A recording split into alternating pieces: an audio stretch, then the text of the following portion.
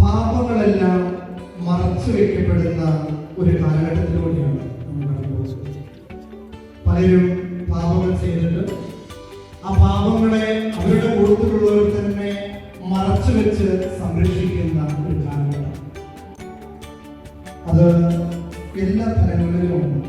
സാധാരണ തലങ്ങളിലുണ്ട്, തിരഞ്ഞെടുക്കപ്പെട്ടവരുടെ ജീവിതത്തിലുണ്ട്, കുടുംബജീവിതം നയിക്കുന്നവരുടെ തെറ്റുകൾ മറച്ചു വയ്ക്കപ്പെടുന്ന, അല്ലെങ്കിൽ കൂടെ നിൽക്കുന്നവര് അത് മറച്ചു വയ്ക്കുന്ന ഒരു കാലഘട്ടം. രണ്ടാമത്തെ ഒരു പ്രത്യേകത എന്ന് പറയുന്നത് പാപം ചെയ്തവരെ മറ്റുള്ളവർ സംരക്ഷിക്കുന്ന ഒരു കാലഘട്ടം. വലിയ പാപങ്ങളൊക്കെ ചെയ്തിട്ട് ഞാൻ ഈ പാപങ്ങൾ ചെയ്തിട്ട് എനിക്കിത് സംഭവിച്ചു എന്നുള്ളൊരു അഹങ്കാരത്തോടു കൂടി നടക്കുന്ന ഒത്തിരി വ്യക്തിത്വങ്ങൾ.